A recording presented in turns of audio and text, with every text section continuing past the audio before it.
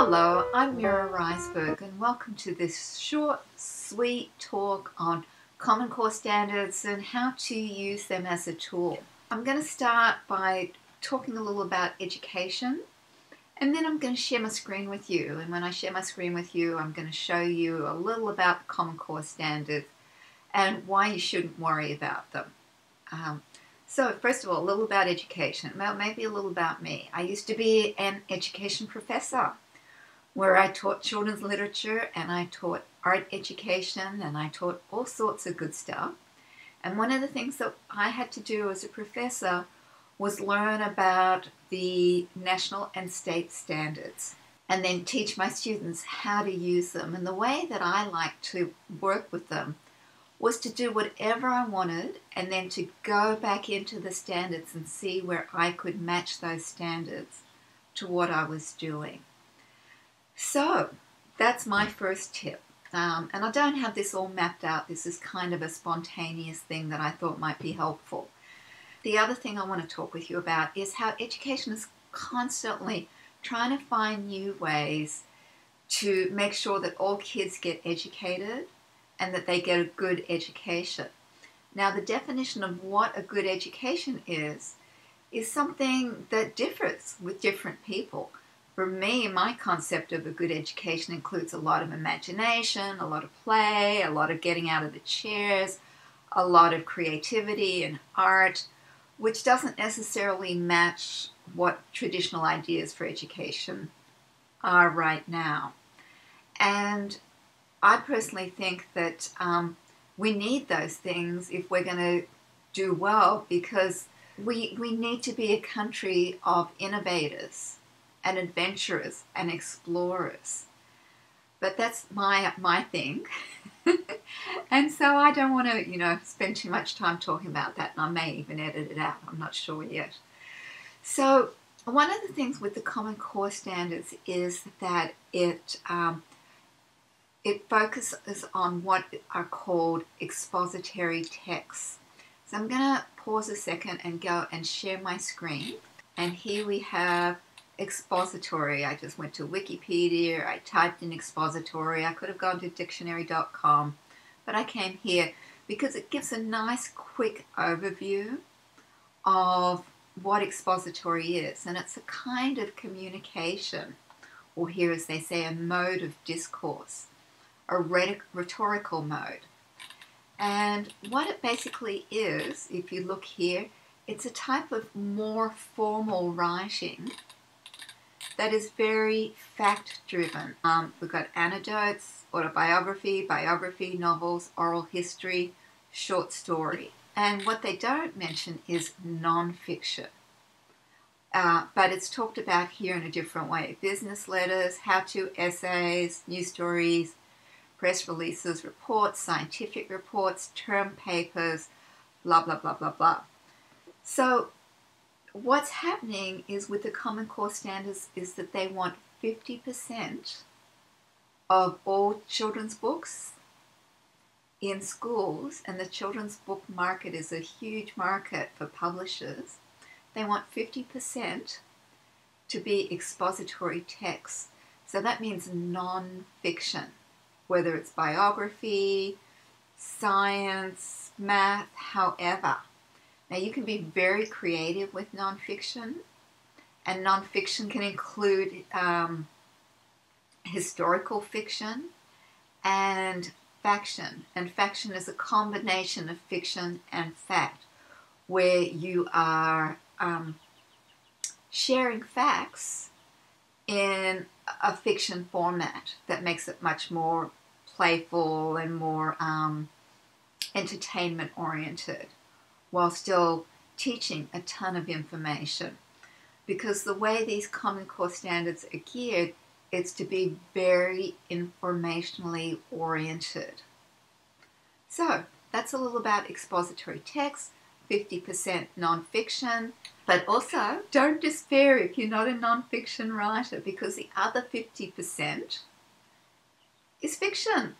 So just keep doing what you're doing if you're not interested in incorporating a lot of factual information and just doing wonderful, imaginative, lyrical, fun, poetic, whatever stories. Don't worry about it. But if you are interested, here are some ways to go about it. Now, earlier I mentioned how when I was a professor, I would just write whatever I liked and then go look for it. So let's head on over to the Common Core Standards themselves. Key points in mathematics. So if you can integrate a whole bunch of whole numbers, addition, subtraction, multiplication, division, fractions, and decimals, way to go. Or write really playful stories about these, way to go. And so here I have a friend that's written a story, and it includes, it's about going on a trip, and while she's there she measures all these different things, and she finds out how tall stuff is and how much of a percentage something is. And it's a really fun story that incorporates a bunch of math standards. So let's go in here and have a look. And so what I would do is I would go to grade 3, and here she is, measurement and data. And then I would look down here and look at these. This one would work. Recognize area as an attribute of plane figures and understand concepts of area measurement. Recognize area as additive. So if she said, well, first, the first day we traveled 100 miles. The next day we traveled another 100. That meant that we had traveled 200 miles so far in 2 days. So you can see how she's incorporating that additive information right in there. So, have a look here. And then what I would do next is, and so that number in my cover letter, if I was this fabulous student, I would say incorporates Common Core Standards for Math 3.5D, 0.6, 0.7D. And so whoever's reading this will know that it's for 3rd grade. And I might look and see what there is for 2nd grade. So maybe she can incorporate some subtraction in there as well, and then just use these numbers. So can you see the concept for that? It's really not that hard, but you've got to be accurate. You can't just, throw in a couple of gratuitous numbers and then say that, oh, it meets such and such standard. You want to make sure that it's a meaningful standard that you can apply to your story. Okay, gang, so when we come on over here to the language arts part of the Common Core Standards, and it's really divided into 2 sections. One is math and one is language arts. And fortunately, language arts does include a bunch of other stuff such as speaking and listening. As an author, though, if you can incorporate this, it can be helpful in terms of selling your work in the market. And you just do it very low key.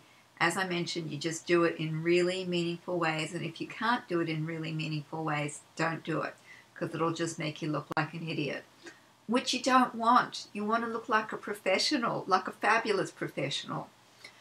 So here's a bunch of stuff that I really encourage you to spend some time just playing around with. Using linking words. So here's great, because, therefore, since, for example, if your story has a whole bunch of those, you can talk about that. So look at it. See where you can make those connections. I'm going to jump over to another page here and show you a place that I've made a connection. And that's right here. And so I'm going to show you a place that I've made a meaningful connection. And I've got a story that uses vernacular language and idioms or sayings. Here, when I go to vocabulary, acquisition and use, I see that if I go to demonstrate understanding of figurative language, so idioms are definitely figurative language, and then distinguish the literal and non-literal meanings of words and phrases in context. So that's definitely what an idiom is. And I think in 4th grade, around the same L.3.5, it actually uses the term idiom.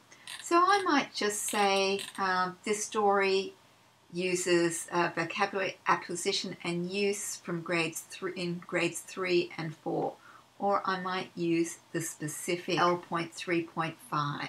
So you can see, you can just go in there, root around. Let's have a quick look at speaking and listening, and that's got some fun stuff in it. It actually references poetry in one of them. Here we go, 3.5. Create engaging audio recordings of stories or poems that demonstrate fluid reading at an understandable pace. Add visual displays. So I guess that's how they're trying to incorporate art, but it's really kind of tragic what's happening with art in the standards. So that's it for now. Thank you. I hope this was helpful, and don't be intimidated. Just play with them. Just fool around. Just see how you can make it work for you. And if not, just ignore it. It's not a make or break deal. It's just something that's helpful. Bye.